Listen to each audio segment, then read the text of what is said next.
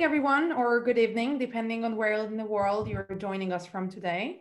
My name is Bridget Schwartz. I am a member of TEIS's Teacher Education Intersection Leadership Team, and I'm also the current chair of ETEI, the English Teachers Association Israel, an affiliate to TEIS.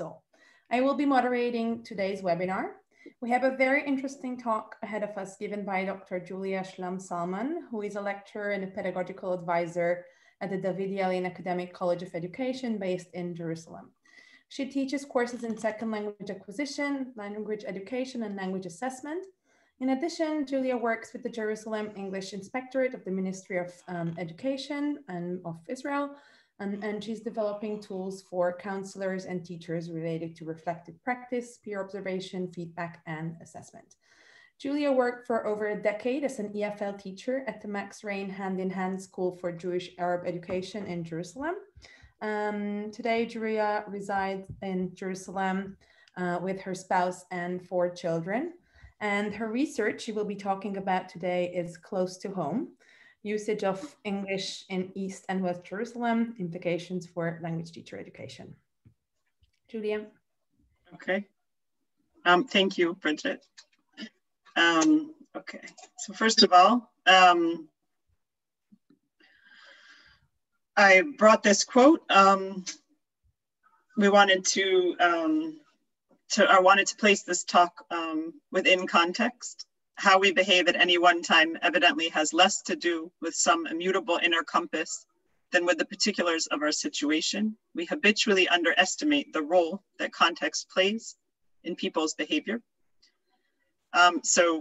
I will try today to place this talk and study within the context that it took place in. We're going to discuss English language usage and language choice among English language learners in Jerusalem. And the premise of the discussion is both my experience as an English language teacher educator, working with pre-service teachers. The college where I teach serves both students from East and West Jerusalem. And then a study that was conducted with high school English language learners in Jerusalem. Okay. Thank you, Julia.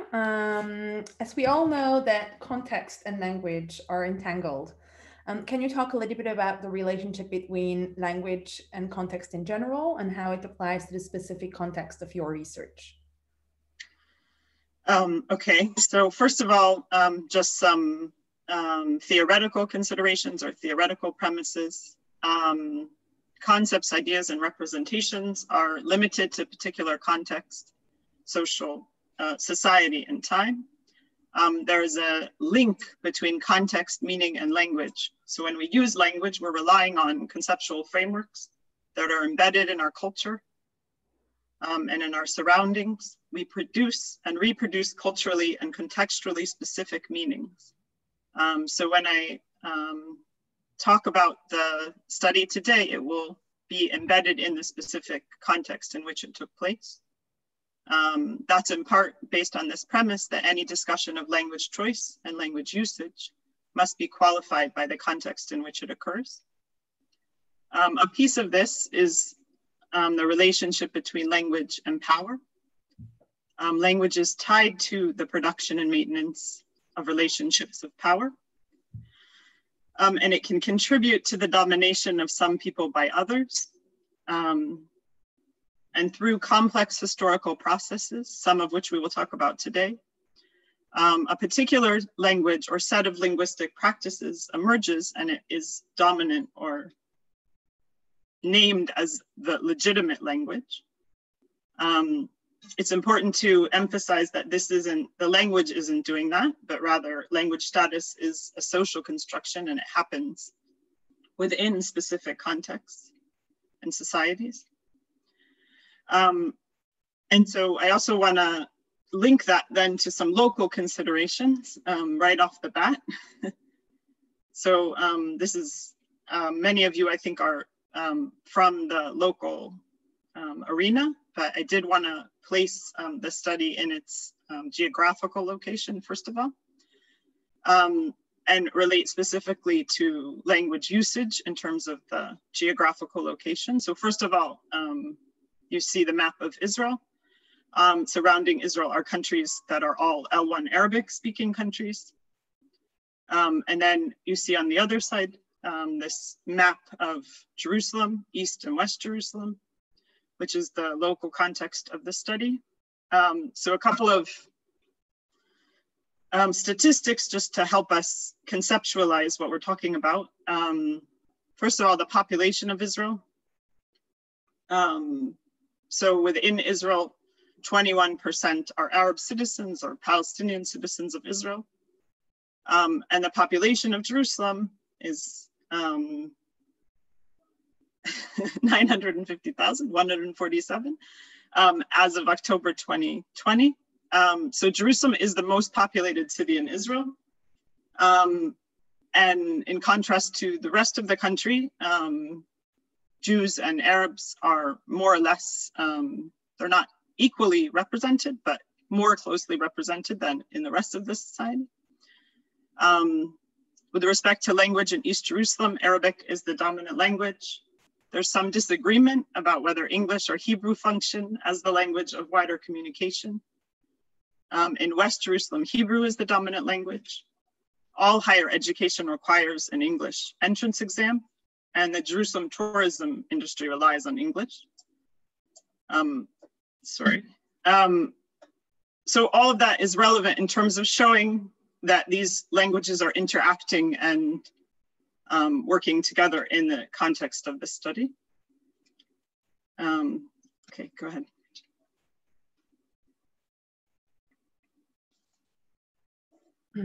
It's no secret that this region has a long and complicated history characterized by prolonged intractable conflict. Can you talk about crucial historical events that influenced the usage of English in the region? So first of all, if there are any historians listening, I apologize for simplifying what is very hard to simplify. This is certainly a great simplification of the history of the region. But I specifically chose to focus on these events because of their relevance to language usage and language policy. So first of all, prior to the British Mandate, we have Ottoman rule, where Arabic was used and Turkish to a certain extent. I will talk more in detail about the British Mandate and Israel pre and post 1967. We also wanted, or Bridget and I talked about this before, and the importance of the last two events, which are rather recent. The first being the Jewish nation state law, and then these recent normalization agreements. The Jewish nation state law essentially legalized or made official Hebrew's sole status as the only official language. Prior to that, Arabic and Hebrew were both official languages. In terms of the normalization agreements, it's a little bit, we don't know yet how that will impact the status of Arabic and whether Arabic usage will increase as there's an increased need for cross-country communication. So these are some interesting recent phenomena that certainly have an impact on language in the local context. I'll let you read the next slide and then continue.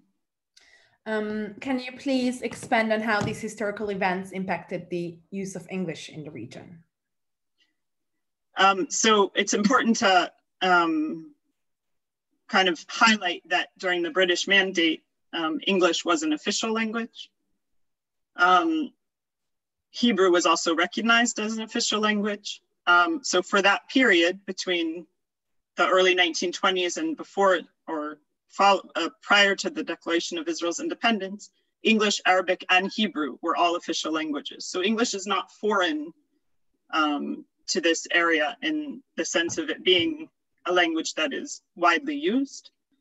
But following the Declaration of Independence, the requirement for English in official circles was repealed. So this legally ended the supremacy of English or the official status of English.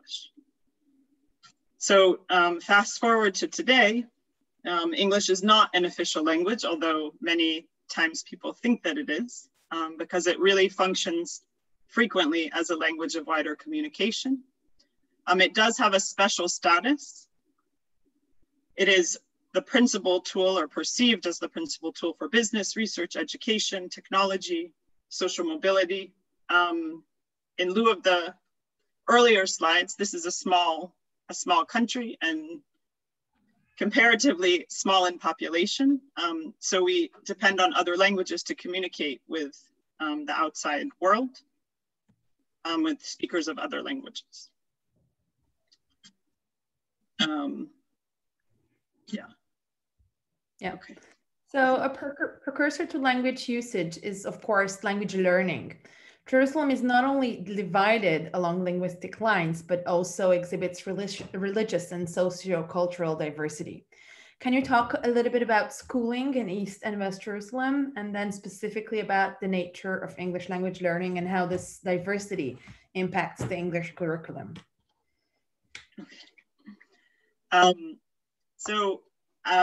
This is very complicated. I will touch upon it.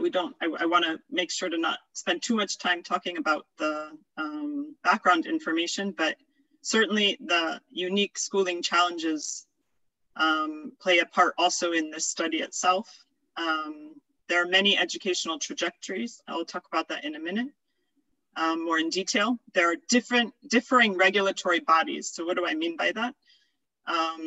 West Jerusalem is regulated by the Israeli Ministry of Education, and East Jerusalem is sometimes regulated by the Israeli Ministry of Education and sometimes regulated by the Palestinian Ministry of Education.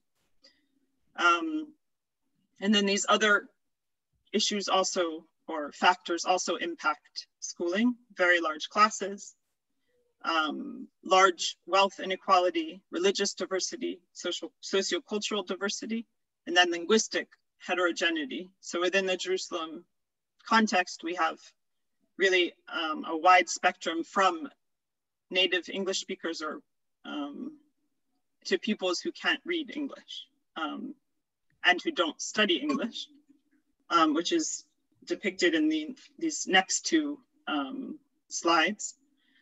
So within the education sectors, we have secular state schools and religious state schools.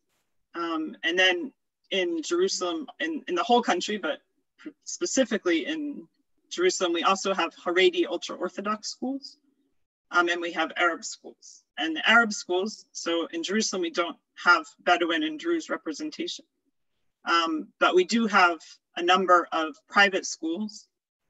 And those schools often teach English at a very high level, beginning at a young age, either as an English immersion program or as a dual language program.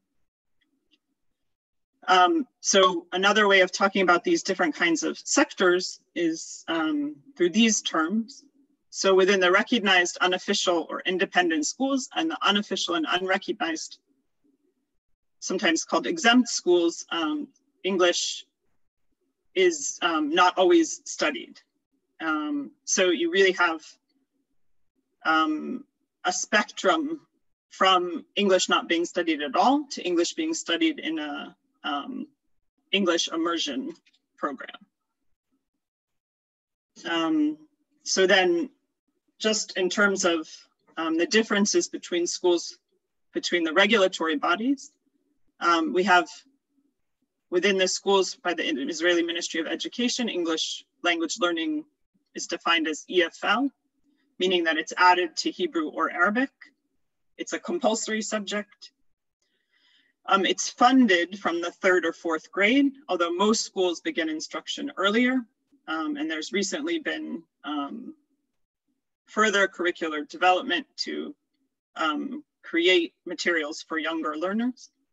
And then students culminate their studies with an English matriculation exam called a Bagrut.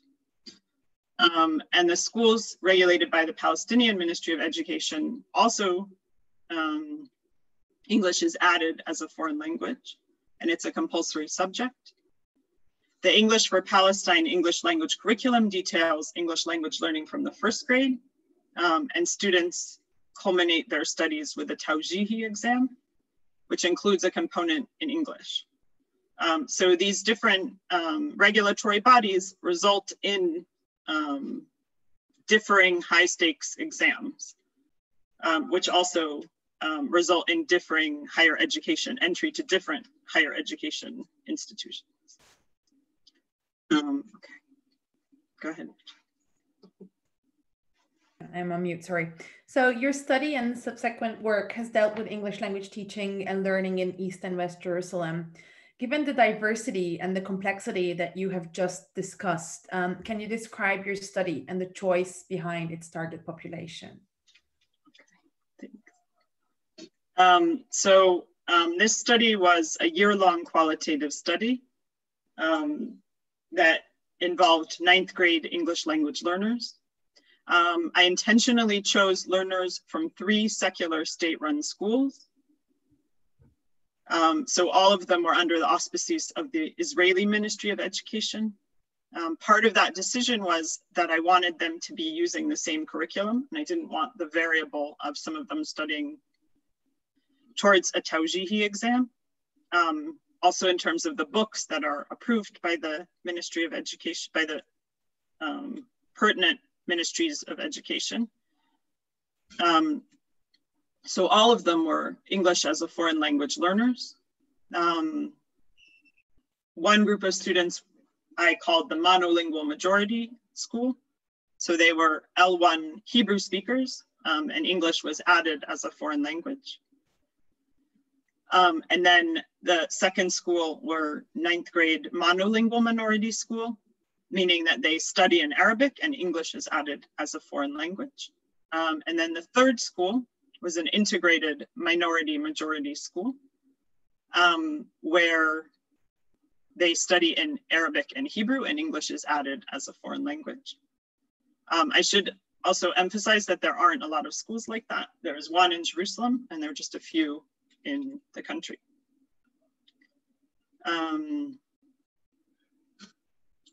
So then just in terms of the breakdown of the methodology and design, the study involved some preliminary observations and then in-depth semi-structured interviews and 3 to 5 focus group sessions where the kids were asked different kinds of questions about their ideas and perspectives and perceptions of English users and who speaks English, and when is it a good idea to use English, and so forth. And in a little bit, we'll look at some excerpts from some discourse from those interviews and focus groups. So then just in terms of the underlying aims of the study, the main goal really was to explore their experiences as English language learners and to understand some of the connections between English language learning and identity construction processes, to consider the unique role of English in the region as a language that is not directly associated with the enduring Israeli-Palestinian conflict. And then at the same time to critically examine this notion of English as the middle way, or a neutral language for communication between L1 Hebrew speakers and L1 Arabic speakers. So we often hear, English is the best choice, English is the neutral way. And I wanted to really unpack that and look at what do kids think about that? Do they see it as such?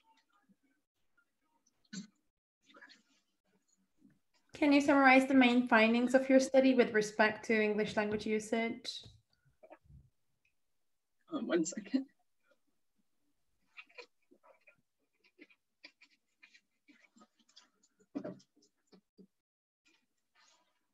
Okay, first of all, just some general findings. I had gone into this study really being interested in English and the role of and this learner's perceptions of English. But what came out from the discourse was that English couldn't be artificially isolated from the languages of local consequence, that in this case being Hebrew and Arabic. So English usage was often related to and contrasted with Hebrew and Arabic usage. And it was not necessarily the default language of wider communication. In the local context, participants spoke about needing and making use of Hebrew. So Hebrew at times was the language of wider communication. And then in terms of some similarities and differences among the target populations, students from all three schools indicated that English was an indispensable tool in the international, local, and cyber arenas. This is good news for those of us who are teaching children English. They saw it as important and valuable. They awarded a high status to English and tied characteristics such as smart, educated, and wealthy to the kinds of people who know and use English. So I showed them some pictures of different people and asked them, do these people know English? What kinds of people know English? And then when outside of Israel, most students indicated that English was the optimal choice. So a distinction was really made between English that we use outside of Israel's border, outside of Israel and Palestine, and then when we're in the local context. But outside of Israel, that was particularly true for encounters between Palestinian Israelis and Jewish Israelis. But within the local context or the local arena, a different picture emerged. In Israel, and English was not always the optimal choice. Most Jewish Israeli students, the L1 Hebrew speakers from both schools, expressed a sense of harmony and balance when making the choice to use English. So Hebrew was the L1 and English was the obvious next language. And Palestinian Israeli students, the L1 Arabic speakers, at times articulated a sense of dissonance or discord. And I'm going to elaborate on those ideas a little bit more in the subsequent slides.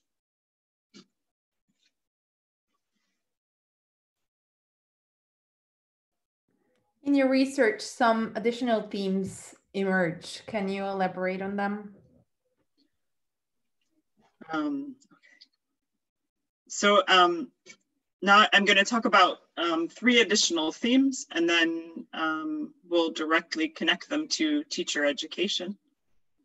So the first is the use of English in bilingual Arabic-Hebrew encounters.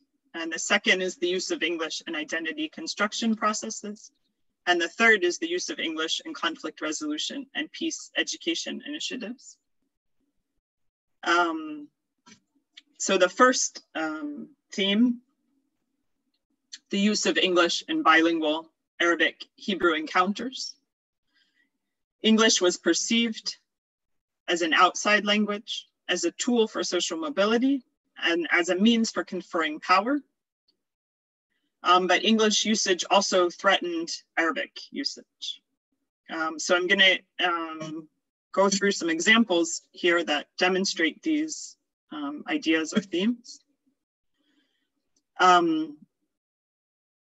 The coding here indicates the school, and then whether it's an interview or a focus group. If there's an F, it's a focus group. And then the number is the number of the focus group.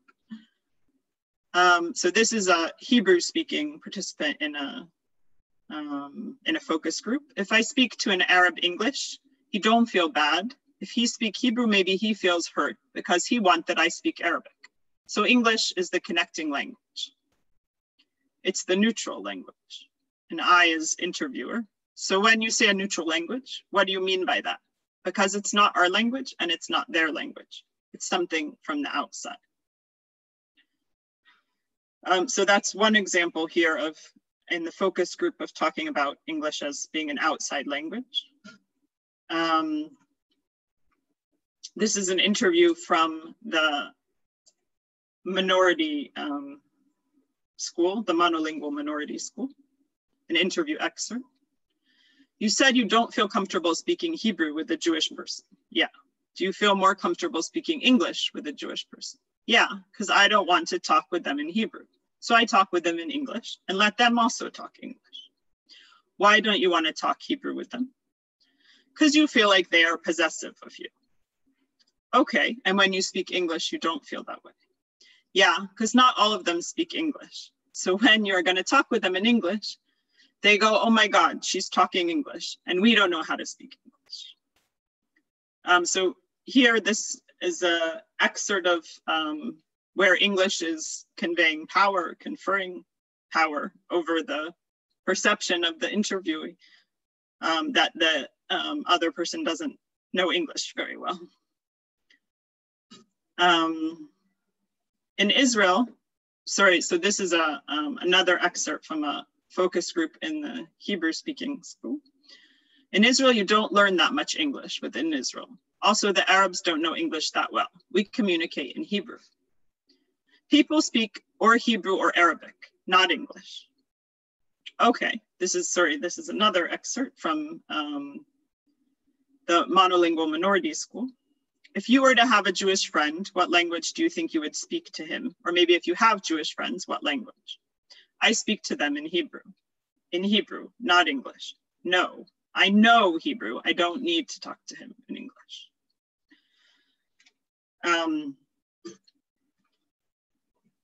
And then this last excerpt, with your Jewish friends, what language do you communicate in? Hebrew, always. Yes, if I don't know like one word or something, I say it in English. So these last two excerpts of discourse are taken from the integrated bilingual school, where you see that Arabic is really marginalized and the English usage is used as the default instead of the Arabic.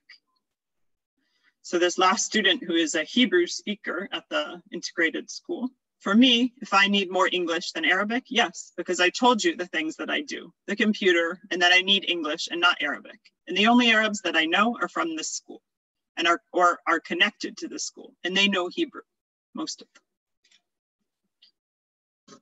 them. Okay, I'm gonna go a little faster. Yes, Bridget? I think we're okay with time. So then this second theme, the use of English in identity construction processes. So as I mentioned before, this idea of English identity being denationalized or not being connected to identity dissonance. I will show you an example of discourse from a Hebrew-speaking participant, contrasted with this Palestinian identity dissonance versus Jewish identity harmony. But for both Palestinian and Jewish Israelis, English acquisition was desirable, but extensive English usage was not. It was a threat to the local identities. Now I'm going to ask you some questions about what you think about English speakers. If I say to you an English speaker is, how would you finish that sentence? I don't know how to finish that sentence because I think about American or British people, but I also think about other people that learn English. Like who? Like me. So you are also an English speaker. Yes. And that is kind of contrasted with this. In general, what do you think Palestinians think of English speakers or Arabs think of English speakers? Sorry, this is a participant from the monolingual minority school, as in he's an L1 Arabic speaker. It depends on what kind of Arabs. I think in Nablus, it's like they don't speak English very well, I guess. I don't know. But like they even look at us in a different way. Just like, why are they speaking in English and not speaking in Arabic? So they think like we are less Palestinian or something.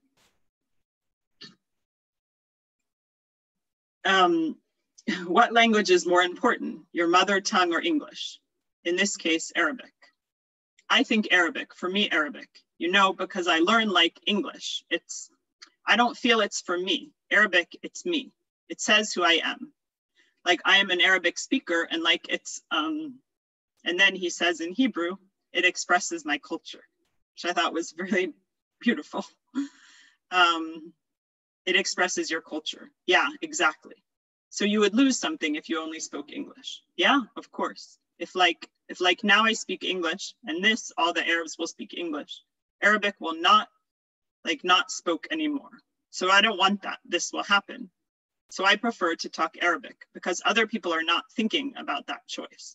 That maybe Arabic, if they speak English, Arabic will be like not existing anymore.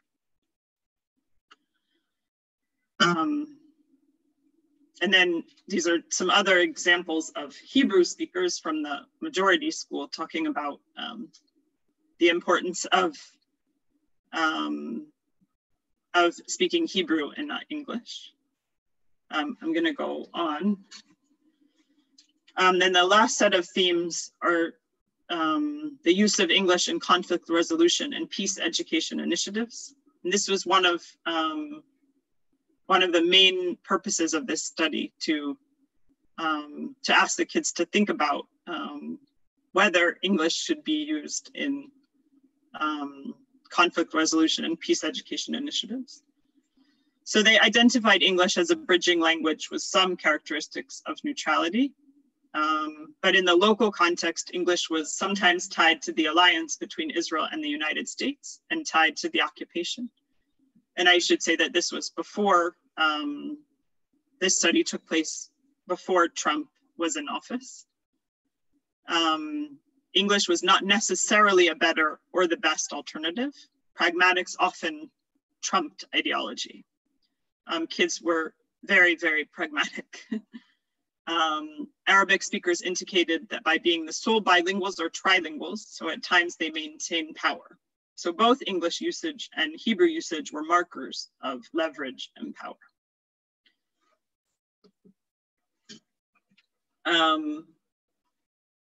So this is an example of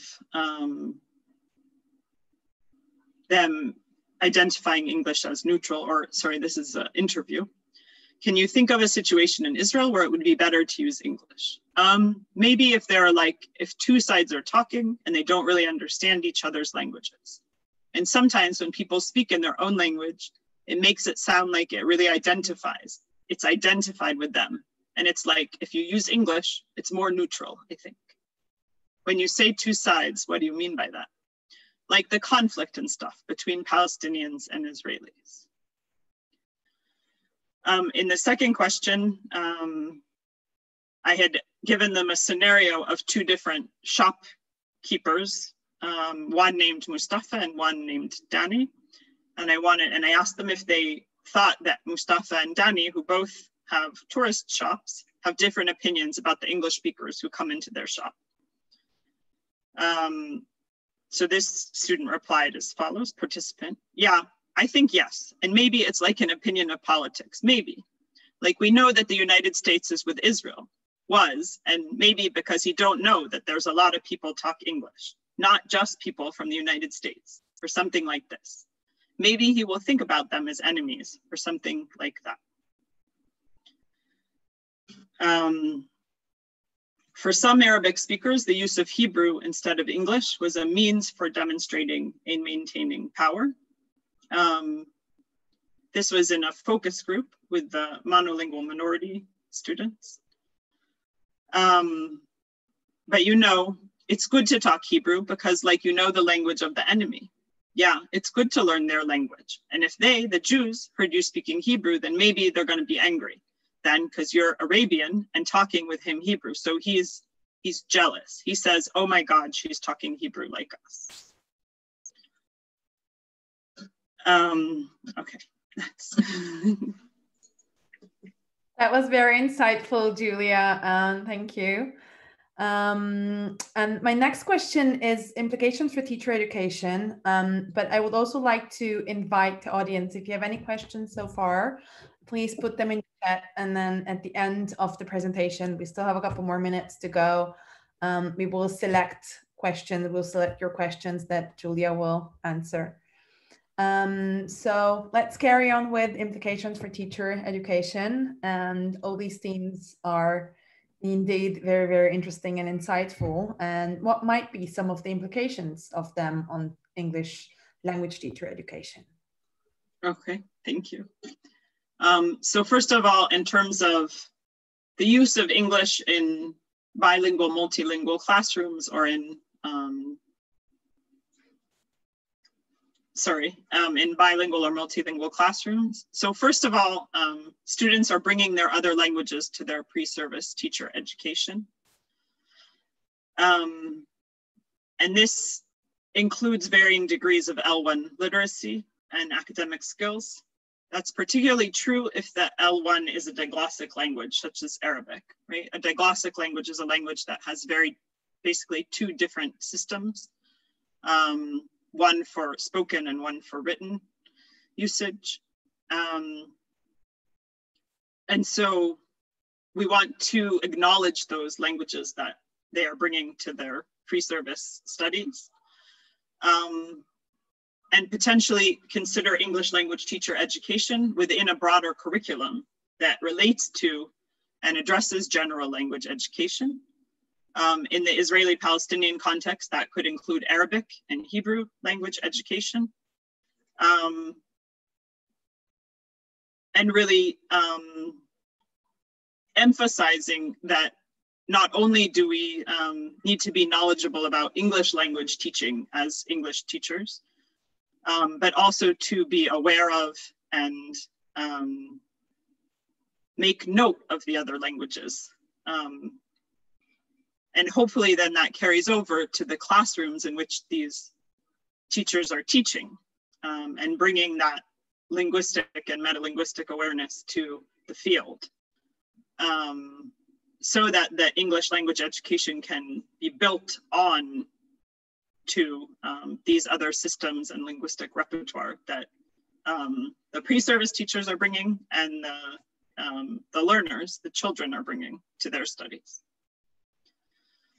And then in terms of implications for the use of English in identity construction, we should encourage, or we can encourage, pre-service teachers to think about and construct their own identities, specifically as English language teachers and as language teachers.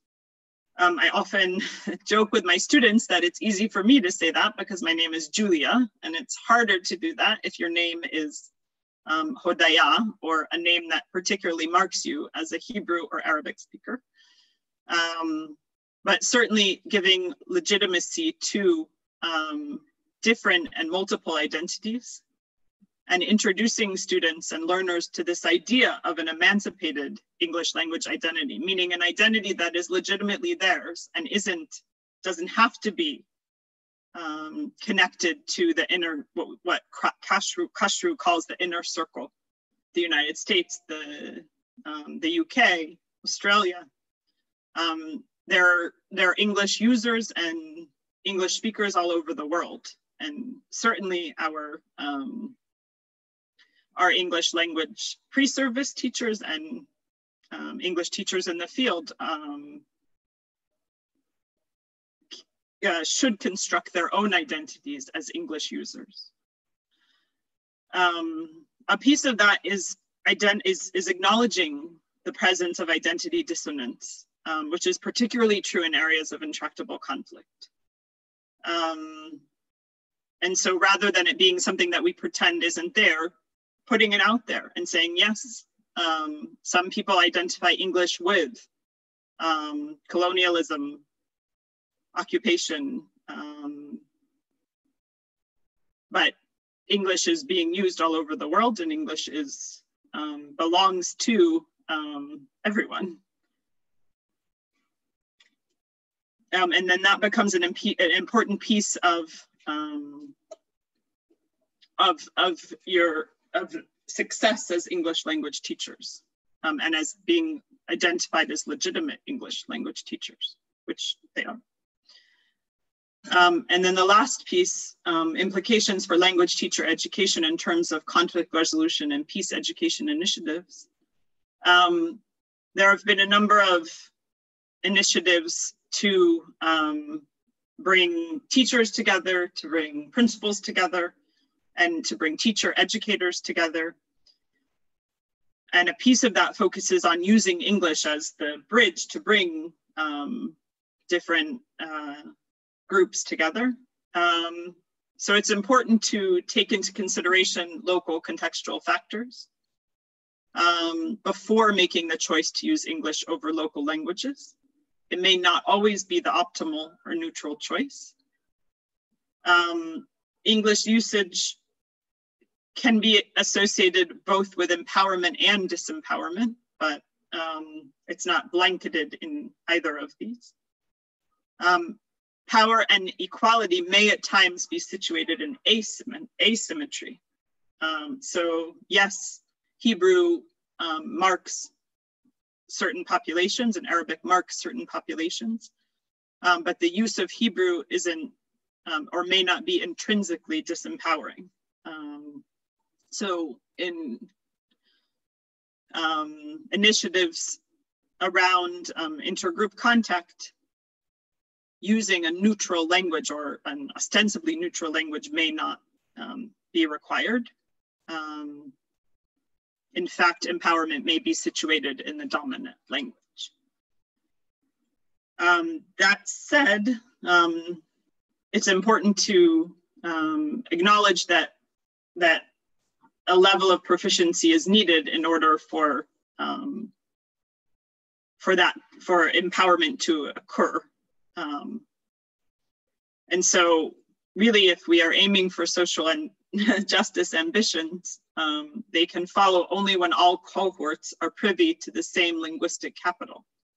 This begins by developing new paradigms of high quality language teacher education programs. That ensures that the teachers who are going into the field, the language teachers, whether they're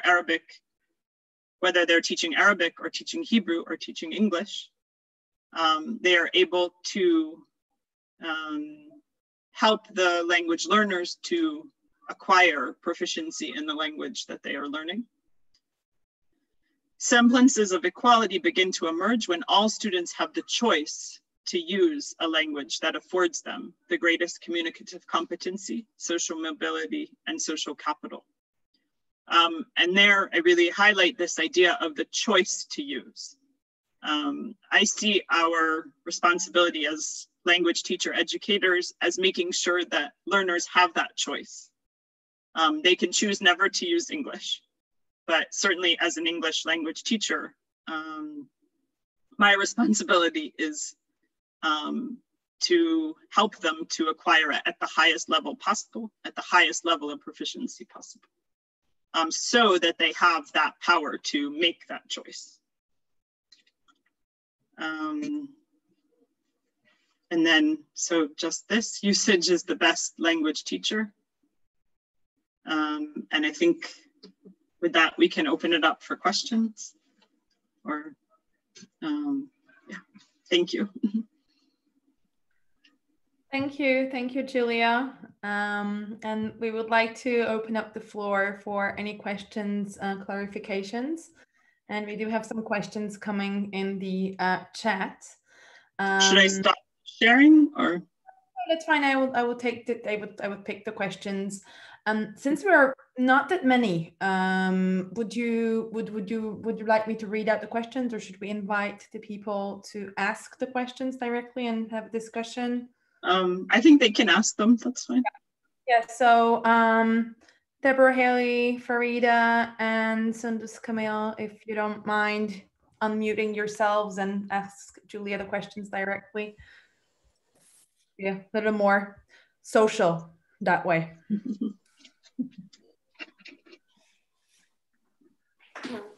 I don't know who you want to go first, but yeah, I'm Deborah Healy, and I was wondering, given the timing of your survey, if you feel that there have been any changes in the last few years in people's attitudes toward English, given the political changes that have taken place.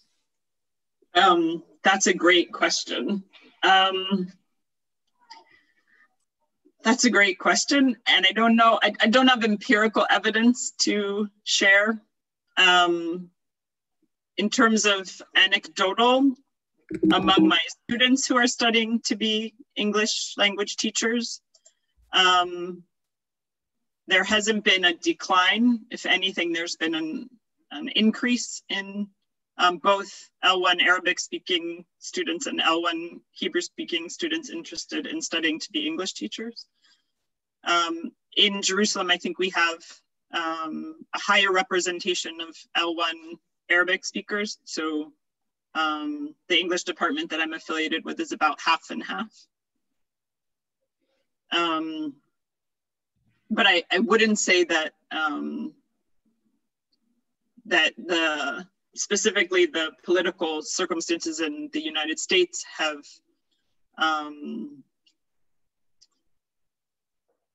had an impact here, although I would guess that if we were to hand out a survey or conduct some interviews, that we might find that yes, some of the more moving the embassy, for example, potentially had an impact on people's perceptions and attitudes towards English, definitely. Thank you. Thank you. Farida, are you still with us? Would you like to ask your question directly? Oh, yes. Thank you, Julia. That was very interesting. You know, some of the things that you're discussing too is reflected in my own context in Malaysia, some of the decisions, because we're a multilingual country. And so you almost have to make decisions about what language to use in the classroom on the fly because there's so many in the classroom. But so in terms of what happens in Malaysia is in Malaysian classrooms, at least the ones I attended, there were lots of code switching and translanguaging, and it just happens across the board. And so how have you seen teachers dealing with that or using that, or you know, that whether that happens too in the classroom, whether translanguaging and code switching happens quite a bit in the language classroom that you've been observing, and if you've how have you seen teachers using that? Thank you. So I do actually observe quite a bit, both in-service teachers and pre-service teachers. And English is often taught through the L1. So I wouldn't classify that as translanguaging or code switching. I would say the flip side of that, and what I would want to see more of in language teacher education programs, is the value and power of translanguaging. Sorry, let me say this differently. Connected to an English language classroom, so that the language of instruction is English, but we give voice to and recognize the linguistic repertoires that the children are bringing to the classroom. So, so rather than kind of the default, well, I'm going to teach English through Hebrew, or I'm going to teach English through Arabic because the kids aren't going to understand, and that's just the only way I know how to cope. Helping teachers to develop their language teaching skills so that they can judiciously use the L1 and give value and voice to this kind of natural process that I think happens when you learn language. Even now, I find myself having to really think and stick only to English because the languages that are around us exist and they naturally interact with each other. And so certainly a juxtaposing those two processes, this natural process of languages interacting. But since it is an EFL context, the learners don't have extensive exposure to English. And so we want to ensure that the English classroom provides them with exposure and doesn't become sort of a classroom where there's just translation all the time. The classrooms in general are fairly bilingual, or not bilingual, but English is being added to the mainstream language, which is either Arabic or Hebrew. Although this society is multilingual, multicultural, and part of some of the work that's being done on multilingual language policy particularly out of Tel Aviv University, is trying to acknowledge and give voice to those other languages that are represented in the classrooms in different cities in Jerusalem, in Israel. Thank you, Julia. There's a very interesting question from Judith. Would you like to ask it directly, or would you like me to read it out? Go ahead and read it. Okay, so we know that there's a shortage of English teachers in the Jewish sector generally in the country, and the Arab sector is saturated with English teachers. What do you think about recent efforts to bring Arab teachers into the Jewish sector? What needs to be done to facilitate this effort, and what could be improved upon? Can you read it one more time, the question? So we know that there is a shortage of English teachers in the Jewish sector generally in the country. And while at the same time, the Arab sector is saturated with English teachers. And there have been some recent efforts to bring Arab teachers into the Jewish sector. And whether you think this could be, what could be done to facilitate this effort, and what could be improved so that this actually happens and takes place? So certainly within the local context of Jerusalem, this is happening. And many of the students who graduate from the David Yelin English department are L1 Arabic speakers, and they end up teaching English in L1 Hebrew speaking schools. A main piece there, of course, is ensuring trilingualism, ensuring that the L1 Arabic speakers feel they fully control Hebrew.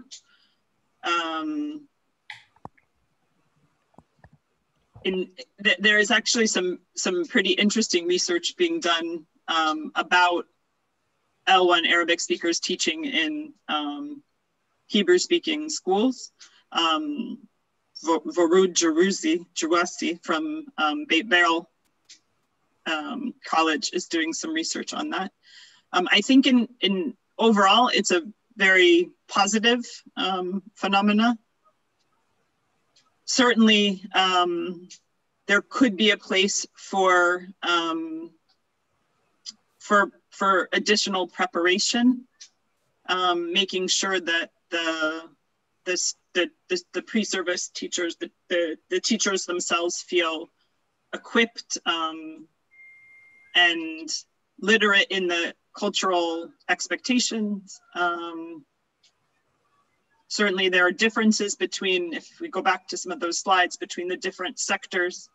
I don't think those differences fall only along the lines of language. They also relate to different ethnic backgrounds, different religious backgrounds. Socioeconomic certainly can play a piece there. So when we talk about getting pre-service teachers ready to go teach in Israeli public schools, that's kind of a misnomer, because Israeli public schools, it's really very diverse, and there are lots of different kinds of schools. And within those different trajectories, there are different expectations. So that there, I think we need to proceed cautiously. Yeah, but that's a great question. And I think a phenomenon that's happening. So Arabic speaking teachers are going in and teaching English in Jewish schools. From a wider policy level, certainly I would think being able to recognize and encourage recognition of religious diversity, recognition of different celebrations, for example, religious celebrations or cultural celebrations. But that doesn't necessarily, that's not specifically related to English. I think the beauty of English is that you can teach anything through it. Okay. Thank you. Julia's talk related to K to 12 teacher education, and her research was also in K to 12 setting. We have two questions that came up in the chat that relate to the broader picture. One of them is about EAP English for academic purposes. What happens at the university level? Is English developed as an academic language? Perhaps you can very, very briefly touch upon the recent changes that are happening at the university level. But in general, not specifically as it relates to... yeah, exactly. Like the two questions, this is one of them, and the other one relates to a different aspect, but if you could generally address these, since people were interested. So English for academic purposes is compulsory for both L1 Arabic speakers and L1 Hebrew speakers. Again, I should clarify though. Right now, my experiences with higher education that's recognized by the Council of Higher Education. It's called the Malag. And there are higher education institutions in the region that are, particularly in Jerusalem, in the Jerusalem area, that are not under the auspices of the Council of Higher Education and are not recognized. So in terms of English for academic purposes, I'm talking about EAP in higher education institutions within the Israeli context. And yes, there's been a shift, I would say, from K through 12 and in higher education to align with the CFR, the Common European Framework of Reference, to try and ensure that our English studies are indicative of a wider measurement system, so that graduates can say that they have a level of English that's, and someone from another country will understand what that means. So this initiative to introduce EMI, English as a Medium of Instruction courses, is happening. And institutions of higher education will have to offer courses, EMI courses. I don't know if, I think overall the trend is to try and raise the level across the board from elementary school all the way up through higher education, to raise the level within the CFR scale. Thank you, Julianne. Indeed, there is change towards English being as the language for the purposes of international communication, and there are reforms happening at the EAP level as well. Maybe I would just add that I think Judith's question, I do think it really starts at the elementary school level, right? And starts with, or maybe even you could say it starts at the pre-service level, making sure that English language teachers are equipped to be fantastic language teachers. And then that can radiate up through the stages of language learning. But if the base is not built, right, you can't build a house on a base that isn't, or on a foundation that isn't secure. So go ahead. Does anybody have any questions? We have another wider question in the chat that came up that relates to the workplace and occupational purposes.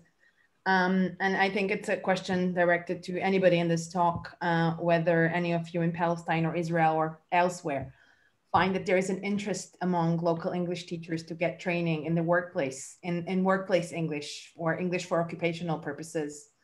Anybody has had any experiences with that, or is thinking himself or herself to get retraining?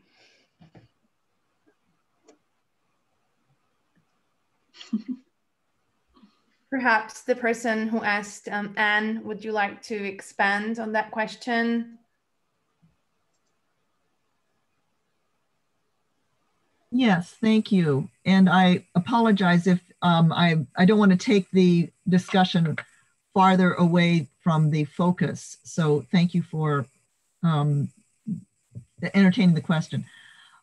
I just find, as someone who has specialized in workplace language training for almost 40 years, that there is almost no English training for workplace English. It just doesn't exist. So the only way one gets trained in how to do it is if you're on a project, and hopefully someone on the project has experience with it and then offers pre-service, hopefully, and in-service training so that you get the training on the job.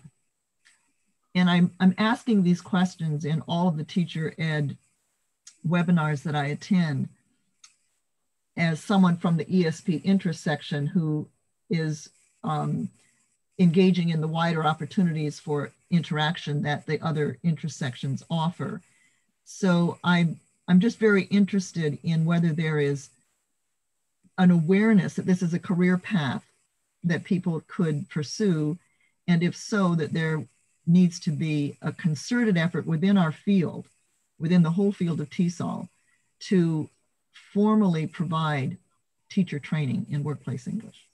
So that's my context. And so I'm just curious, have any of you, when you're doing teacher training for, say, K through 12, is there ever any mention that there are some other options for career paths for teachers other than, say, K through 12 or the university? And the reason I ask is because there is a great need from industry. We have pilots and air traffic controllers who can't speak English well enough to land and take off planes safely. We have mechanics who can't read the English of the repair manuals with which they are intended to comply. So we have the safety of the flying public at risk because we don't have English teachers who know how to teach English for aviation or English for whatever other sector. So I'm just raising the awareness because I believe we also need to be aware of the incredible need and sometimes the high stakes need for teacher training in workplace English.